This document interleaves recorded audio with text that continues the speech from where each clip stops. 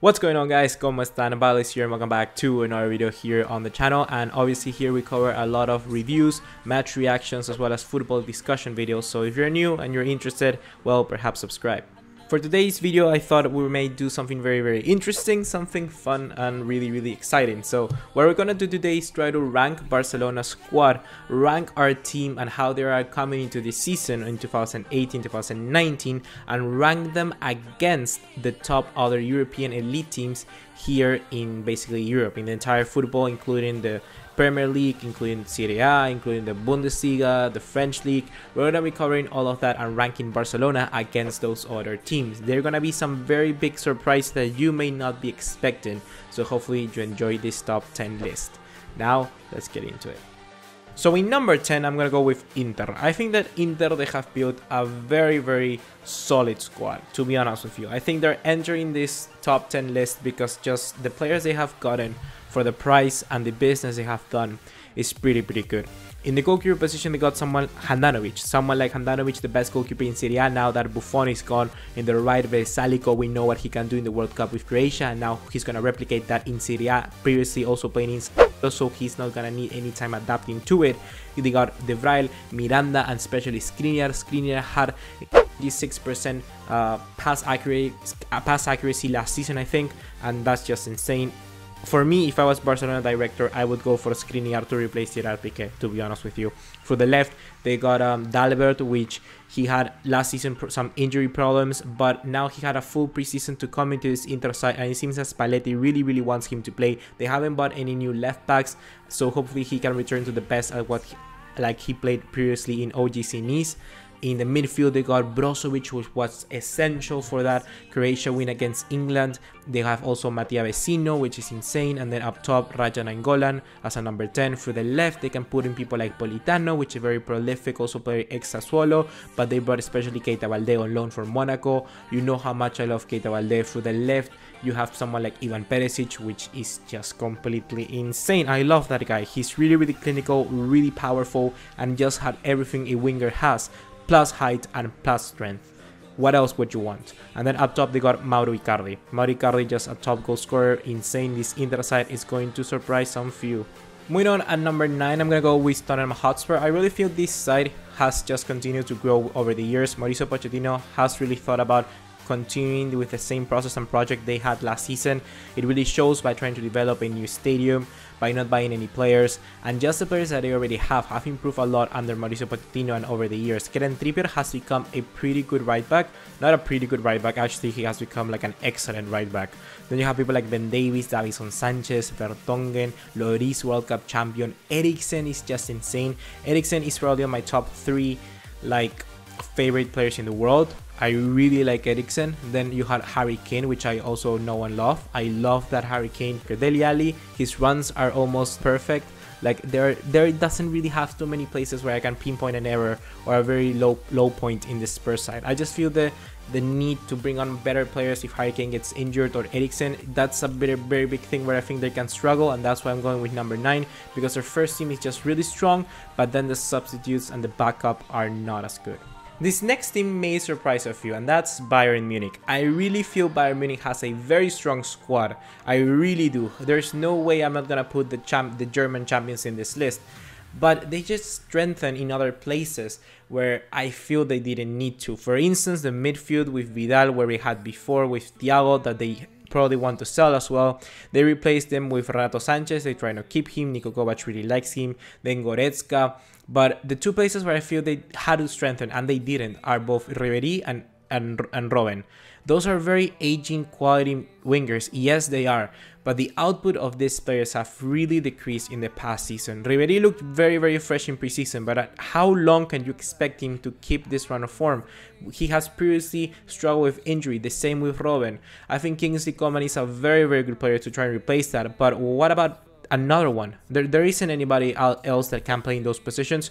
Müller, we know that he's not an outright winger. He can play in the right hand side, but he's not gonna be good at that. People like Leon Bailey would have been given such a big opportunity at Bayern Munich if they would actually gone for him. Nobody's going for Leon Bailey. Like, what in the world? Go for him. Then you have people like Draxler, which are being wasted at PSG. I think that Bayern Munich could have taken that into consideration as well and built a very, very strong squad. But I don't know. I really don't know. I feel this Bayern Munich side has very good points all around the field, but those winger positions, I think that's what's gonna cost Bayern Munich this season. I really feel they're gonna struggle. And plus, Niko Kovac doesn't really fill me with confidence. Like, I don't feel he's a make ready like manager for Bayern Munich. He had a good season with Frankfurt, but does that really have enough criteria to be the manager for Bayern Munich?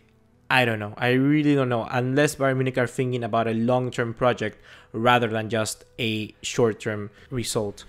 In 7th, I'm going to go with Real Madrid. Real Madrid is a team which we know they can be very, very like... They can surprise us in every single time in the season. We always think they're going to be dying or something like that. They're doing so bad in La Liga, but they win the Champions League. But that sense of like surprise and that sense of like hierarchy and mystery surrounding Real Madrid really just all left with Cristiano Ronaldo. I feel that after Ronaldo left, they have really lost that, and now they look more susceptible to everything that comes their way. I really feel that's gonna hurt Real Madrid in the long run. I really do. That's gonna hurt them. I think we're gonna suffer the same thing. Being Barcelona fans suffering Messi whenever he leaves, we're gonna have the same thing happen to us. So it's just a process of time to develop. And this first year, I don't really see Real Madrid being as competitive as they were before. They still remain quality players, but the players that need to the players that they need to like replace or the substitutes are just really young. I was talking to him today, and he was just saying like Ceballos is insane, but he's not ready for Real Madrid. Just buy a player of like 29 years old and let him play, and then Ceballos come into the side. That's something Real Madrid should try to be looking into. Borja Mayoral, he cannot be the replacement for Benzema. Like, Benzema shouldn't even be the starter in the first place. It's just weird stuff like that that I think Real Madrid are gonna suffer, and really, to be honest, they cannot compete on all fronts. They really, really can't. If they want to compete for La Liga, fine. But for the Champions League and the Copa del Rey, I think they're gonna really struggle. In 6th, I'm going to go with PSG. I feel that PSG still retain a quality squad. They still have some holes where I think they need to fit, and that's why I'm putting them in 6th, not that higher up. Neymar is insane. I really love Neymar. Then we have Cavani, you have Mbappe, World Cup star. In the midfield, Verratti, I said Draxler before, Rabiot. But they don't really have much after that. They have Lassana Diarra, which is like 33 years old. They got Giovanni Lo Celso, which is slowly improving. They got in the defense, they got Thiago Silva, which is not the best defender nowadays. Marquinhos could be that. Kimpembe could be that. They got Dani Alves, an aging right back. The same with Thomas Munier. Thomas Munier is not old, but you know what I mean. He's still not a world-class beater. He's really good. He can be that guy. And for the left, you got somebody like Kurzawa, and goalkeeper position Buffon. Buffon is good, but he's not the same kind of player he was before. I just feel that from like the middle line upwards, PSG is fine, but the defense, the goalkeeper, and the CDM, I feel there's a really big problem there. And I thought that Tuchel would have made a lot more signings. I think they would go for somebody like Julian Weigl, someone like Rafael Guerreiro, someone like of what basically Thomas Tuchel really likes, which are young prospects and really good players for the short term. I really think they would have gone for somebody else, and they haven't really moved too many players here and there. They haven't bought anyone really big, and that fills me with a little bit of doubt. So I'm gonna put PSG in the 6th position. Coming in at 5, I'm gonna go with Liverpool. I think that Liverpool have just basically improved every single part of their squad. I feel that now this Liverpool side, there's only one place that fills me with a little bit of doubt, and that's the second center back. Van Dijk is insane. Next to him, who's gonna be playing? That fills me with doubt. The goalkeeper position, Alisson is a really good goalkeeper. That's fine. Right back, Trent, Alexander-Arnold, or even Klein, they're insane. Left back, they got Robertson. I really rate that guy. Midfield, they got Keita. They got the Ox, which, okay, is injured. They got Henderson. They got people like Lallana. They got people like Wijnaldum. They got very good players. And up top, Salah, Roberto Firmino, and Mane. And then Shaqiri as a substitute. Are you kidding me? This Liverpool side really looks strong. They can challenge for the Premier League. They can challenge for the Champions League. And this Liverpool side, it's really strong. So we need to watch out, because Jurgen Klopp, with this amount of money, look what he did with Dortmund. They took them to the final. Now they took them with Liverpool to the final again. But now they have a better squad. They got a stronger squad. This Liverpool side is like top 5 teams in the world, and that's why I'm putting them in this list. Well, at number 5, that makes sense, isn't it? Oh my god, I'm stupid. In 4th, I'm gonna go with Atletico Madrid. I think this Atletico Madrid side is just really strong. Like I said, nowadays they were always challenging for La Liga, but for the Champions League now, it's like, before you could say, oh, Atletico Madrid could win the Champions League, yes, but now they look like real candidates. They look very strong. They fixed the points where they needed to fix, like same with Liverpool, but they've added more. You know, they've added an extra player in Lemar. They added an extra player in Gelson Martins. Like, when you can bring Gelson Martins as a substitute to try and really speed up the game, that's a very good thing. They got Angel Correa. They wasted somebody like Gameiro to bring on Kalinic. That's how much fun they're having, you know? So this squad is very well planned. It's planned to the point. It's planned perfectly, and plus Cholo Simeone is, for me, the best manager in the world. I feel he has this squad nailed on point. So we need to watch out for Atletico Madrid side. They are very strong. But the next team I feel would be lower if it wasn't for one player, and that is Cristiano Ronaldo and Juventus. I feel that Juventus this year, they are stronger than they've ever been before, and that's taking into account that Juventus have reached, or have basically in the last 4 years have won 3 doubles, reached 2 semifinals in the Champions League and 2 finals. This Juventus side, to be honest, I don't see too many people commenting about them. To be honest with you, Juventus have done so much better than Barcelona in the last 4 years, well, excluding the trail from Barcelona. This Juventus side, but there's one team which is better than Atleti because of one player, and that team is Juventus. Juventus have reached now a level where they just are going all in for the Champions League, and with that being said, they have already reached 2 semifinals and 2 finals of the Champions League. In the last 4 seasons, they've been much more consistent, like a team from, like, they have been more consistent than Real Madrid and Barcelona and Bayern Munich and Manchester City and Manchester United. They've been really consistent. They just gone a little bit hidden because they haven't won the Champions League, obviously, but this season could be different. They got Ronaldo, they got Douglas Costa, they got Cuadrado, Dybala, they got Pjanic, Matuidi, they got Chiellini, and they even went ahead and brought Bonucci because they just wanted to have the perfect defender pairing for, you know, the Serie A and the Champions League. You know, are you kidding me? Like, go and get the player you just sold. It's like Barcelona wanted to win the Champions League and they just went back and got Neymar. It's basically the same thing. That's insane. Juventus did that. They didn't care and they went and do that. Now they're gonna have Perin and Chesney, which are going to unlock completely as great goalkeepers now that Buffon has left. João Cancelo, which is one of the most promising right backs in the world, and then for the left, Alexandro, the best left back after Marcelo and Jordi Alba. This squad is very set and done. It looks perfect. It really looks perfect. But there's still 2 more teams which I think are better than this Juventus side. And those 2 teams are Barcelona and Manchester City. I'm not gonna rate these 2. I'm gonna put them in 1st and 2nd because I cannot really decide which team is better prepared for this season. In case of Barcelona, if I'm to be honest with you, and some of you may kill me, I feel that this Manchester City squad is better prepared for the season this year than Barcelona. I really do.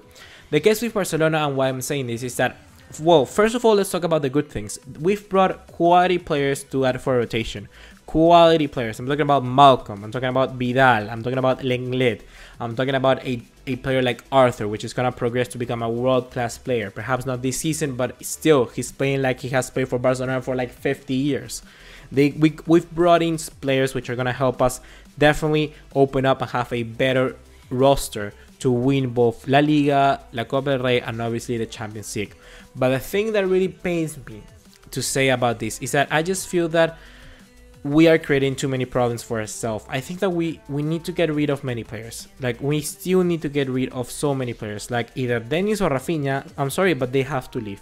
Somebody like Ricky Puig or Puig, I still don't know how to pronounce it. I still don't know.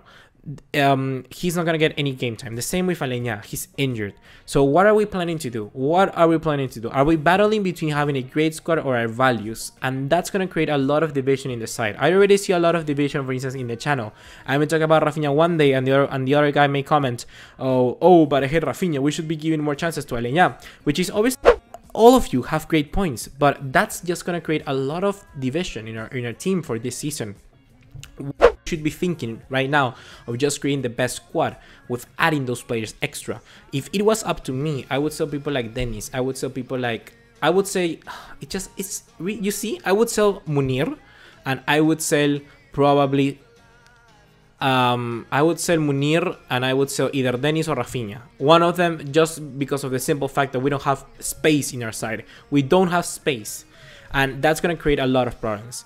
In the case with Manchester City, their squad is just insanely good, but they have a world-class player for every single position twice. They have in the goalkeeper position Bravo, which, okay, he was bad at Manchester City, but we know that he can be really consistent. Then we got Ederson, a great goalkeeper for Brazil, and also for Brazil he's like a number 2, but still last season he demonstrated that he played under Guardiola immensely. Then right back they got Kyle Walker, and if not, they got Danilo, which is also very decent. Kyle Walker being one of the best right backs alongside Sergio Roberto, Semedo perhaps, and Kimmich. Kimmich for me is the best right now, Carvajal as well. For the left you got Benjamin Mendy, which for me is going to be probably the best left back after Marcelo and Jordi Alba. Mendy just looks like a really good baller. Midfield, Kevin De Bruyne, Fernandinho, David Silva, Mahrez, Bernardo Silva, Gundogan. Are you kidding me? Gundogan is your substitute. Gundogan was the captain was not the captain, but Gundogan was like the main playmaker for Dortmund, and he's your substitute. Like, are you taking away? Are you kidding me? How can Gundogan be a substitute? And the same with somebody like Bernardo Silva and Mahrez. Mahrez is a freaking substitute. What in the world is going on? The same with Bernardo Silva, like I said. And up top, they got Gabriel Jesus, Agüero, Sané, Sterling. Like, are you freaking mad? That's a pretty good squad. Phil Foden, being a wonder kid. Oh my fucking god. They got very similar problems to Barcelona. But the thing here is that they got the right amount of players, and the players they have on the bench are just from another world. And plus, they still have gotten already a year to adapt to that Guardiola style. And that's going to be very preferable for them, to be honest, both in the Champions League and for the Premier League. I just feel that this Manchester City side looks really strong. But if there's something that Barcelona can beat this Manchester City on, is the experience and is the consistency. Because obviously a new side is always going to have that pressure. They're going to be reaching the semifinals and they're going to be like, oh my god, we're going to fuck this up. We're really going to fuck this up. While a team like Barcelona knows how to play those games because they have been there before. So I cannot really rate whether Barcelona 1 or Barcelona 2 or Manchester City 1st and Manchester City 2nd. I cannot really do that right now because I think both teams are great, and just to be honest with you, they're gonna battle it out to the end. They're really gonna battle it out to the end. I would love to see a Barcelona and Manchester City final. I would really love this. It would have been an amazing match.